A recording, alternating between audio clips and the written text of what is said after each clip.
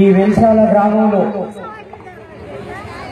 ఇంత గొప్ప సభని ఏర్పాటు చేసినటువంటి ఈ గ్రామ మిత్రులందరికీ ముందుగా ఏపూరి సోమన్న బహుజన యుద్ధ నౌక ఏపూరి సోమన్న మమ్మల్ని ఈ గ్రామానికి ఆహ్వానించాడు. అమ్మా, ఈ రాష్ట్రం ఈ గ్రామానికి ఏమిచ్చిందో తెలియదు కానీ ఈ గ్రామం మాత్రం రాష్ట్రానికి అద్భుతమైన ప్రజా వాగ్గేయకారుడు ఏపూరి సోమన్నని ఇచ్చింది. ఈ గ్రామం రుణం ఈ రాష్ట్రం తీర్చుకోవడం చాలా కష్టం. అంత అద్భుతమైన ప్రజా వాగ్గేయకారుని ఈ గ్రామం ఇచ్చింది. నాకు బాగా తెలిసి ఏపూరి సోమన్న గురించి ఈ మధ్యనే ఒక వ్యాసం రాసి ఒక పత్రికకు పంపించాక త్వరలో వస్తుంది. ఏపూరి సోమన్న ఈ భూమి మీద పడ్డ రోజు నుంచి దుఃఖంలోనే ఉన్నాడు. ఈ భూమి మీద పడ్డ రోజు నుంచి దుఃఖంలోనే ఉన్నాడు.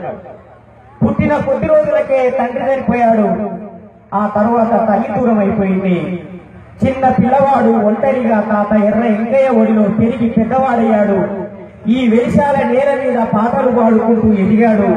ఇప్పుడు ప్రపంచమంతా తన వాగ్గేయంతో, తన ఆటతో, పాటతో, మాటతో చైతన్యాన్ని రగిలిస్తూ ప్రజల్ని మేల్కొల్పుతున్నాడు.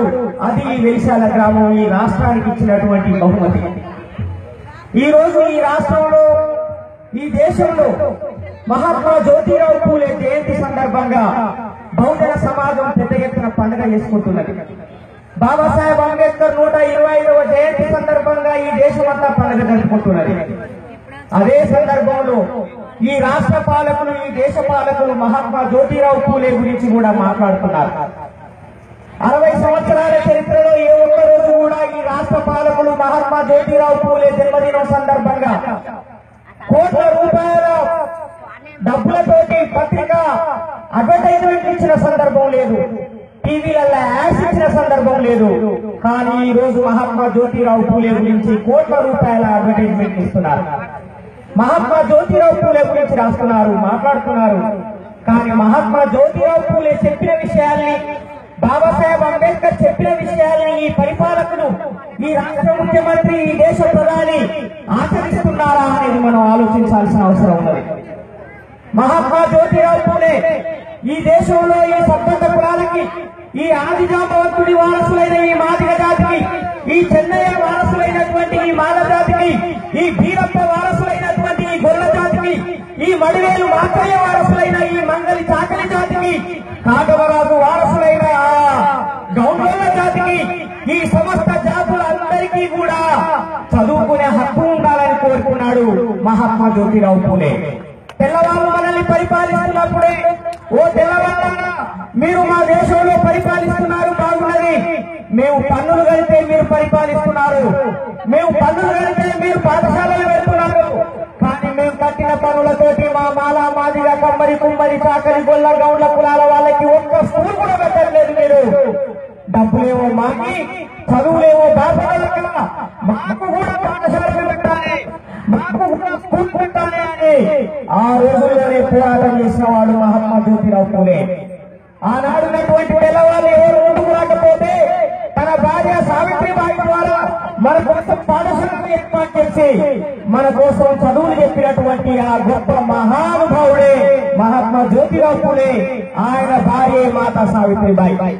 మరి ఆ రోజు మహాత్మా జ్యోతిరావు పూలే మనందరికీ చదువు చెప్పాలని బ్రిటిష్ వాళ్ళతో కొట్లాడాడు. మరి ఈ రోజు ఈ రాష్ట్ర పాలకులు ఏం చేస్తున్నారు మీకు తెలుసా? మన రాష్ట్రంలో ఉన్న సుమారు 95% స్కూళ్ళకి, 95% స్కూళ్ళకి పర్మనెంట్ హెడ్ మాస్టర్లు లేరు, పర్మనెంట్ ప్రిన్సిపాల్ లేవు. అంతెందుకు సరి అయిన బండ లేదు, పిల్లలు చదువుకోవడానికి సరి అయిన సౌకర్యాలు లేవు. అంతేకాదు సుమారు 500 స్కూళ్ళకి కనీసం ఒక్క టీచర్ కూడా లేడు. మరి మహాత్మా జ్యోతిరావు పూలే బొమ్మ పెట్టి ప్రచారం చేస్తున్నటువంటి కేసీఆర్ మా మాల, మాదిగ, సబ్బండ కులాల పిల్లలు చదువుకునే స్కూళ్లలో ఉపాధ్యాయులు ఎందుకు నియమించవు, మా పిల్లలకి ఎందుకు మంచి చదువులు చెప్పవు అని మనం ఈ రోజు అడగాల్సిన అవసరం ఉన్నది. అంతేకాదు ఆ రోజే ఈ రోజు మీరందరూ ఈ 2 రోజుల తర్వాత ఈ ఊరు ముందే సోమన్న చెప్పాడు. ఆ రోజుల్లో కూడా మన ఈ తెలంగాణ ప్రాంతం నుంచి, ఆంధ్ర ప్రాంతం నుంచి, చాలా ప్రాంతాల నుంచి సూరత్ భీమండికి మన వాళ్ళందరూ భక్తుల కోసం పోయేవాళ్ళు. అక్కడ ఉన్నటువంటి జౌలి మిల్లులల్లా, నూలు వరిగే మిల్లులల్లా, పరిశ్రమలల్లా మన వాళ్ళందరూ కూలీలుగా పనిచేసేవాళ్ళు. కూలీలేమో మనోళ్ళు, ఆ యజమానులేమో అగ్రకులాల వాళ్ళు. కోటలు, దాపురాలు, అగ్రకులాల వాళ్ళు ఆ మిల్లులకి యజమానులుగా ఉండి రోజు 18-19 గంటలు మనల్ని పని చేయించుకొని దోపిడీ చేసేవాళ్ళు. ఆ దోపిడీ పద్ధతులకు వ్యతిరేకంగా బాంబే మిల్ వర్కర్స్ అసోసియేషన్ అనే ఒక కార్మిక సంఘాన్ని ఏర్పాటు చేసి మహాత్మా జ్యోతిరావు పూలే 1870 ప్రాంతంలోనే రోజుకి 8 గంటల పని దినాన్ని సాధించడం కోసం సుమారు 10,000 మంది కార్మికుల్ని ఏకం చేసి బాంబే, పూనా పట్టణాల్లో, సతారాలో, భీమండిలో, సూరత్ లో చాలా పెద్ద గొప్ప ఉద్యమం చేసి బ్రిటిష్ వాళ్ళతో పోరాటం చేసి రోజుకు 8 గంటల పని దినాన్ని సాధించాడు. అది చికాగో పోరాటం కన్నా ముందే సాధించాడు, మేడే కన్నా ముందే సాధించాడు. మిత్రులారా, గొప్ప కార్మిక వర్గ పోరాట యోధుడు. మరి ఈ రోజు ఈ రాష్ట్ర పాలకుడు ఈ కేసీఆర్ గారు ఒక్కసారైనా ఆలోచించారా? హైదరాబాద్ లో వీధులన్నీ ఊడుస్తున్నది మన వాళ్ళు, పాయకాలను సాఫ్ చేస్తున్నది మనోళ్ళు, సైడ్ కాలువలు సాఫ్ చేస్తున్నది మనోళ్ళు. అంతేందుకు ఈ దేశ వ్యాప్తంగా ఉన్న రోడ్లని, మురికిని సాఫ్ చేస్తున్నదంతా మాలమార్గలే. 24 గంటలు కష్టపడి పనిచేస్తున్నారు. 24 గంటలు కష్టపడి పనిచేస్తే మన ఊళ్ళకి 6,000-7,000 కంటే ఎక్కువ ఇవ్వట్లేదు. అదే స్వచ్ఛ భారత్ పేరు మీద ఈ దేశాన్ని వెళ్తున్నటువంటి ప్రధాని 800 కోట్ల రూపాయలు కేవలం టీవీలలో, పేపర్లలో యాడ్స్ కోసమే ఖర్చు పెట్టాడు. అదే మన వాళ్ళకి 8,000 రూపాయల జీతం ఇవ్వాలంటే మాత్రం ఈ రాష్ట్ర పాలకులు ముందుకు రావట్లేదు. అంతేకాదు, ప్రైవేట్ కంపెనీలల్లా, ప్రైవేట్ వ్యాపార సంస్థలల్లా ఈ ఎస్సీ, ఎస్టీ, బీసీ కార్మికుల్ని, ఈ మైనార్టీ కార్మికుల్ని రోజుకు 12 గంటల పాటు పనిచేయించుకుంటూ దోపిడీ చేస్తున్నారు. సరి అయిన జీతం ఇవ్వట్లేదు. జీతం ఇస్తే కొట్టి చంపుతున్నారు, పనిలోంచి ఎల్లగొడుతున్నారు.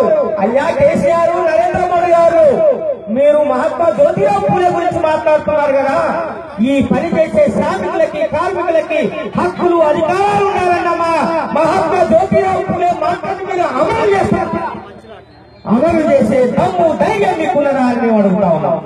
మహాత్మా జ్యోతిరావు పూలే ఆ రోజే రైతాంగం యొక్క కష్టాల గురించి పోరాటం చేశారు.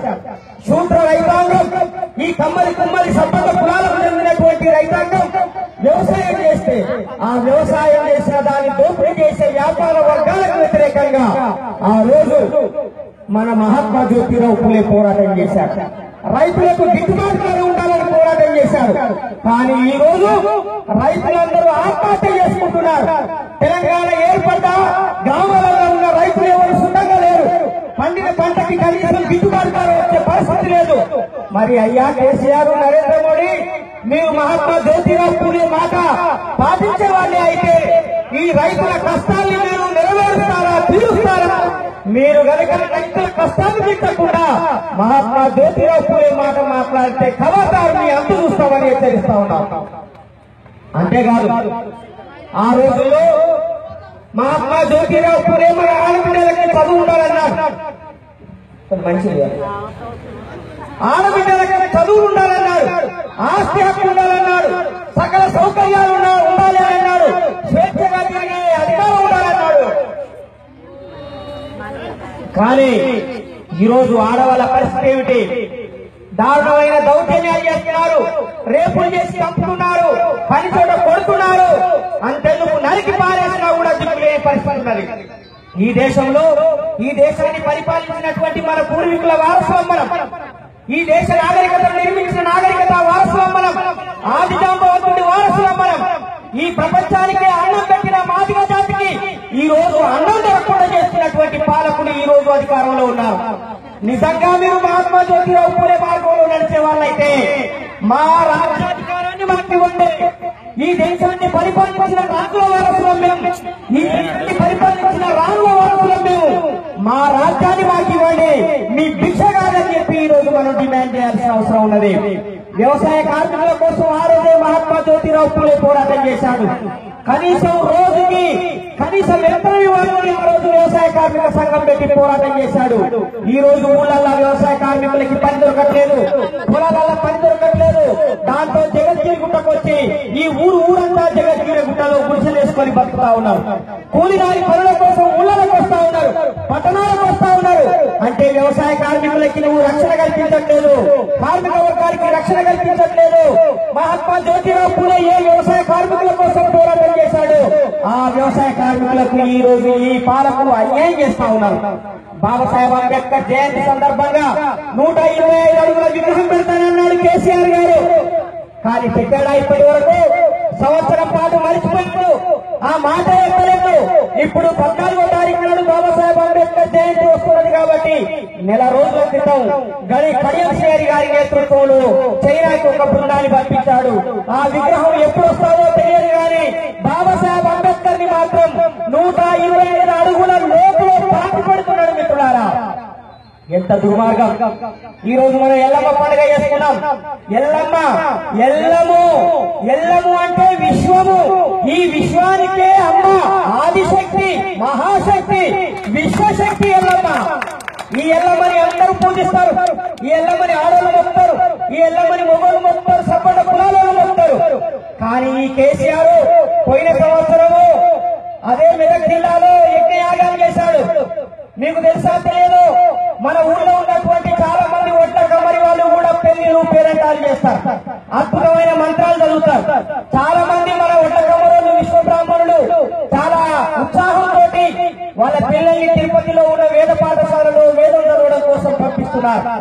వేదం చదివి అద్భుతమైన సంస్కృత పాండిత్యం గడించి వేద పాండిత్యం గడించినటువంటి పిల్లలు అదే కేసీఆర్ యజ్ఞం దగ్గరికి వచ్చి, అయ్యా మేము కూడా ఈ బ్రాహ్మణుల లాగానే మంత్రాలు చదువుతాం, మాకు కూడా ఆ యజ్ఞయాగంలో పాల్గొనే అవకాశం ఇవ్వండి అని 10 మంది ఈ విశ్వకర్మలకు సంబంధించిన పిల్లలు, ఈ శైవుల్ని, శైవ ఆరాధకులు, శివలింగాన్ని పూజించే మన తమ్ముళ్ళు వీళ్ళందరూ పోయి అడిగితే అక్కడ ఉన్నటువంటి బాపులు వాళ్ళ మాట ఏమిటంటే, వీళ్ళు అసలైన బాపులు కాదు, వీళ్ళు డూప్లికేట్ బాపులు. ఈ డూప్లికేట్ బాపులు మా పక్కన కూర్చొని వేదం చదివితే మా పరువు పోతుంది, మేము అంటానోళ్ళం అవుతాం. కాబట్టి ఈ డూప్లికేట్ బాపులని, ఈ విశ్వకర్మల్ని, ఈ తమ్ములని ఈ వేదం చదవడానికి యాగంలో అనుమతించొద్దు అని కేసీఆర్ మీద ఒత్తిడి చేశారు. కేసీఆర్ బేషరతుగా 10 మందిని మేడబెట్టి గెంటేశారు. మహాత్మా జ్యోతిరావు పూలే ఆ రోజే ఈ మనువాద వ్యవస్థకు వ్యతిరేకంగా, ఈ బ్రాహ్మణ వాదానికి వ్యతిరేకంగా, ఈ ఆర్య బ్రాహ్మణులకు వ్యతిరేకంగా ఆ రోజు పోరాటం చేశారు. మరి ఈ రోజు అదే ఆర్య బ్రాహ్మణుల్ని, అదే మనువాదుల్ని నువ్వు కాలు మొక్కి ఏకంగా తీసుకొచ్చి మన రాష్ట్ర ముఖ్యమంత్రి పీఠం మీద కూర్చున్నబెట్టి కాలు మొక్కుతావా? తెలంగాణ 4 కోట్ల మంది మాదిగ సబ్బట కులాల వాళ్ళు, కమ్మరి కుమ్మరి వాళ్ళు, గొల్ల చాకలి వాళ్ళు, గౌండ్ల వాళ్ళు ఆత్మగౌరవం కోసం బాబాసాహెబ్ అంబేద్కర్ ఇచ్చినటువంటి ఓటు హక్కును ఉపయోగించుకొని నీకు అధికారం కట్టబెడితే మా గౌరవాన్ని కాపాడమంటే 4 కోట్ల మంది తలకెళ్ళి తీసుకుపోయి ఒక పాపనైన కాళ్ళ కట్టబెడతావా? ఇది మహాత్మా జ్యోతిరావు పూలే, ఇది మహాత్మా జ్యోతిరావు పూలేని అవమానించడం కాదా? ఇది మహాత్మా జ్యోతిరావు పూలేని అవమానించడం కాదా? ఈ రాష్ట్రంలో ఉన్న మాదిగ సబ్బల కులాల వాళ్ళని అవమానించడం కాదా? నువ్వు ఏ రకంగా ఒక పూజారిని, ఒక అయ్యగారిని తీసుకొచ్చి సీఎం సీట్ మీద కూర్చుండబెడతావు? నీ ఇంట్లో నీ పక్క మీద వండబెట్టుకో, నీ ఇంట్లో నీ సోదరితో కూర్చుండబెట్టుకో, కానీ సింహాసనం మీద, సీఎం పీఠం మీద నువ్వు ఒక బ్రాహ్మణుని కూర్చుండబెట్టి కాలు మొక్కావు. అది తప్పు. అది బాబాసాహెబ్ అంబేద్కర్ రాసిన రాజ్యాంగానికి విరుద్ధం. తెల్లారి లేస్తే రాజ్యాంగం గురించి మాట్లాడతాం. బాబాసాహెబ్ అంబేద్కర్ లేకపోతే నేను ముఖ్యమంత్రిని కాదు అంటాం. బాబాసాహెబ్ అంబేద్కర్ లేకపోతే ఈ రాష్ట్రం ఏర్పడేదే కాదు అంటాం. బాబాసాహెబ్ అంబేద్కర్ భారత రాజ్యాంగం రాయడం మూలంగానే తెలంగాణ ఏర్పడదంటాం. మరి బాబాసాహెబ్ అంబేద్కర్ ఏమన్నాడు? చిన్న రాష్ట్రం ఏర్పడితే ఈ తెలంగాణ ప్రాంతంలో ఉన్న ఈ మాదిగలకి, ఈ తెలంగాణ ప్రాంతంలో కాయ కష్టం చేసుకొని బతికే ఈ బీసీ కులాలకి, ఈ లంబాడి కులాలకి, ఈ సంతు సేవలాలు వారసులకి న్యాయం జరగాలని బాబాసాహెబ్ అంబేద్కర్ కోరాడు. మరి నువ్వేం చేస్తున్నావు నరేంద్ర మోడీ? నువ్వు సర్వనాశనం చేస్తున్నావు. నీ శిష్యుడు యోగి ఆదిత్యనాథ్ అధికారంలోకి రావడమే తరువాయి ఈ రోజు ఒక మాదిగోళ్ళ పిల్లగాడు బాబాసాహెబ్ అంబేద్కర్ ఇచ్చినటువంటి హక్కును ఉపయోగించుకొని అద్భుతంగా చదివి కలెక్టర్ అయ్యాడు, ఐఏఎస్ ఆఫీసర్ గా ఇంటర్వ్యూ కోసం పోతా ఉంటే దారిలో కాపు కాసి అదనా మాదిగోడివి నువ్వు చదువుకొని కలెక్టర్ అవుతావా అని అగ్రకులాల వాళ్ళు పొడిచి చంపేశారు. ఇదే రోజు ఎంత దారుణమైన విషయం. బాబాసాహెబ్ అంబేద్కర్ గురించి ఒకవైపు పొగుడుతూ బాబాసాహెబ్ అంబేద్కర్ ఇచ్చిన భారత రాజ్యాంగం ప్రకారంగా సీఎం అయి బాబాసాహెబ్ అంబేద్కర్ తన భార్య పిల్లల్ని సమస్త కుటుంబాల్ని కోల్పోయి ఇచ్చినటువంటి ఓటు హక్కును ఉపయోగించుకొని నువ్వు సీఎం అయి నువ్వు పిఎం అయి అదే బాబాసాహెబ్ అంబేద్కర్ కొడుకుని కలెక్టర్ అయితే అంటే పొడిచి పంపుతావా? అదే బాబాసాహెబ్ అంబేద్కర్ బిడ్డని డాక్టర్ నైతా అంటే రేప్ చేసి పంపుతావా? ఇదా నువ్వు బాబాసాహెబ్ అంబేద్కర్ బిడ్డలకు ఇచ్చే గౌరవం? ఇదా నువ్వు బాబాసాహెబ్ అంబేద్కర్ రాష్ట్ర భారత రాజ్యాంగానికి ఇచ్చే గౌరవం? ఈ దుర్మార్గాన్ని మనం అందరము ఖండించాల్సిన అవసరం ఉన్నది. ఈ పరిస్థితిని మనం అందరము వ్యతిరేకించాల్సిన అవసరం ఉన్నది. నాకు కడుపులో పిల్లలు పుట్టకపోయినా పర్లేదు, సావిత్రిబాయి దగ్గరికి వచ్చి జ్యోతిరావు పూలే దగ్గరికి వచ్చి పిల్లనిచ్చిన మామ అన్నాడు, అయ్యా నా బిడ్డ వల్ల నీకు పిల్లలు పుట్టలేదు, నేను బాధపడతానా, నువ్వు ఇంకో పెళ్లి చేసుకో అన్నా. మహాత్మా జ్యోతిరావు పూలే ఏమన్నాడంటే నాకు పిల్లలు అవసరం లేదు, నేను నా భార్య జీవితాంతం ఇలాగే కలిసి ఉంటాం, ఈ దేశంలో ఉన్న ఈ సంపన్న కులాల వాళ్ళే నా కన్న బిడ్డలు, నా కన్న బిడ్డల కోసమే మా జీవితాన్ని అంకితం చేస్తామని జీవితాన్ని అంకితం చేశారు. మహాత్మా జ్యోతిరావు పూలే సావిత్రిబాయి కన్నబిడ్డలమ్మ, మహాత్మా జ్యోతిరావు పూలే సావిత్రిబాయి కన్నబిడ్డలమ్మ. నా పిల్లలు సరిపోయిందే మంచిదయ్యింది, నా జాతికి ఇంకా ఎక్కువ సేవ చేయగలుగుతున్నానన్నాడు బాబాసాహెబ్ అంబేద్కర్. కళ్ళ ముందే కన్న బిడ్డలు చచ్చిపోతున్నా మనల్ని అందరినీ తన సొంత బిడ్డలను పై భారత రాజ్యాంగాన్ని రాసి మనల్ని రక్షించాడు. ఆస్తి హక్కు, ఆయుధం పట్టే హక్కు, చదువుకునే హక్కు, రాజ్యం చేసే హక్కు అనే 4 హక్కులు ఇచ్చాడు బాబాసాహెబ్ అంబేద్కర్. ఆ బాబాసాహెబ్ అంబేద్కర్ వారసమైన మనం ఏం చేస్తున్నాం? మనము 500 రూపాయలకు ఓటు అమ్ముకుంటున్నాం, కేవలం సారా బుడ్డికి మనం ఓటు అమ్ముకుంటున్నాం, బ్రాంతి సీసకు ఓటు అమ్ముకుంటున్నాం. బాబాసాహెబ్ అంబేద్కర్ తన పిల్లలందరినీ చంపుకొని మనకు ఓటు హక్కు ఇస్తే మనం కేవలం 500 రూపాయల కోసం సారా సీస కోసం ఆ ఓటును అమ్ముకుంటున్నాం. బాబాసాహెబ్ అంబేద్కర్ పిల్లల విలువ, బాబాసాహెబ్ అంబేద్కర్ భార్య విలువ, బాబాసాహెబ్ అంబేద్కర్ ప్రాణం విలువ 500 రూపాయలా? ఆలోచించండి. మనల్ని ఈ దేశానికి పాలకులు కావాలన్నాడు బాబాసాహెబ్ అంబేద్కర్. మీ గౌరవం మీద రాసుకోండి, ఈ దేశానికి మీరు పాలకులు కాబోతున్నారన్నాడు బాబాసాహెబ్ అంబేద్కర్. పాలకులు కావడానికి మనకు ఒక ఆయుధాన్ని ఇచ్చాడు, అది తుపాకీ కన్నా బలమైన ఆయుధం, అది అణుబాంబు కన్నా బలమైన ఆయుధం, ఓటు హక్కు అనే ఆయుధాన్ని ఇచ్చాడు బాబాసాహెబ్ అంబేద్కర్. కానీ మనం అందరం ఓటును అమ్ముకుంటున్నాం, మనల్ని చంపే వారికే మనం ఓటేస్తున్నాం, మనల్ని దోపిడీ చేసే వారికే మనం ఓటేస్తున్నాం, మనం చదువుకుంటామంటే నరికి పోగులు పడుతున్న వారికే మనం ఓటేస్తున్నాం. ఈ పద్ధతిని మనం ఆత్మ పరిశీలన చేసుకోవాలి, మనం మారాలి. ఈ రాష్ట్రాన్ని, ఈ సహజ సంపదని, ఈ సమస్త వనరుల్ని దోపిడీ చేస్తున్న ఈ అగ్రకులాలకు వ్యతిరేకంగా, ఈ అగ్రకుల మనవాద పార్టీలకు వ్యతిరేకంగా, ఈ కేసీఆర్ కు వ్యతిరేకంగా, ఈ నరేంద్ర మోడీకి వ్యతిరేకంగా మహాత్మా జ్యోతిరావు పూలే బాబాసాహెబ్ అంబేద్కర్ రేపు ఎన్నికలు నిలబెడతారు. ఓటు మీరు మహాత్మా జ్యోతిరావు పూలేకి వేస్తారా, బాబాసాహెబ్ అంబేద్కర్ కి వేస్తారా, వాళ్ళిద్దరినీ చంపినటువంటి మనవాదులకు వేస్తారా అని మీరే ఆలోచించుకోవాల్సిన సమయం వచ్చింది మిత్రులారా. ఈ విషయాలు చెప్పడం కోసమే ప్రజా యుద్ధ నౌక, బహుజన యుద్ధ నౌక, పాటని ప్రాణంగా, ప్రజల్ని ప్రాణంగా ప్రయత్నించేటువంటి ఏపూరు సోమన్న మమ్మల్ని ఇక్కడికి ఆహ్వానించారు. ఈ రాష్ట్రంలో కళాకారులందరూ కేసీఆర్ కాళ్లకు అడుగులకు అడుగులొచ్చుకున్నప్పుడు కేసీఆర్ చాలా గొప్పవాడే పాటలు పాడుతున్నప్పుడు కేసీఆర్ చేసే తప్పుని నిలదీస్తూ ఈ రాష్ట్రంలో ఒకే ఒక్కడు తన పాటని మాటని శరీరాన్ని ఆయుధంగా ఉపయోగిస్తున్నాడు. ఆయన ఏపూరు సోమన్న. ఆ ఏపూరు సోమన్న కోసమే ఇంత దూరం వచ్చాం. ఆ ఏపూరు సోమన్న ఆధ్వర్యంలో, స్టాలిన్ యాదవ్ ఆధ్వర్యంలో, ఇంకా మిగతా మిత్రులందరి ఆధ్వర్యంలో ఈ గ్రామంలో, ఈ ఎస్సీ ఎస్టీ బీసీ ఉండే ఈ గ్రామంలో, ఈ మాదిగలు, ఈ మాలలి, గొల్ల, కమ్మరి, గౌండ్ల, సప్పట కులాల వాళ్ళు జీవించే ఈ గ్రామంలో ఈ రాష్ట్రానికి, ఈ దేశానికే వెలుగునిచ్చినటువంటి, జ్ఞానాన్ని ఇచ్చినటువంటి క్రాంతి జ్యోతి, విప్లవ జ్యోతి మహాత్మా జ్యోతిరావు పూలే విగ్రహాన్ని ప్రజల సినిమాలు తీసే దర్శకుడు, సామాన్య ప్రజల సినిమాలు తీసినటువంటి ప్రజా దర్శకుడు, మహానుభావుడు ఆర్ నారాయణమూర్తి గారి చేతుల మీదుగా ఆవిష్కరించడం చాలా గొప్ప విషయం. ఆయన తన అందరి కోసం చాలా కష్టాలు పడుతూ, బాధలు పడుతూ ఇంత దూరం వచ్చారు. ఆయనకి మనం అందరము జై భీమ్ తెలియజేయాలి, ధన్యవాదాలు తెలియజేయాలని తెలియజేస్తూ ముగిస్తున్నాను. జై భీమ్.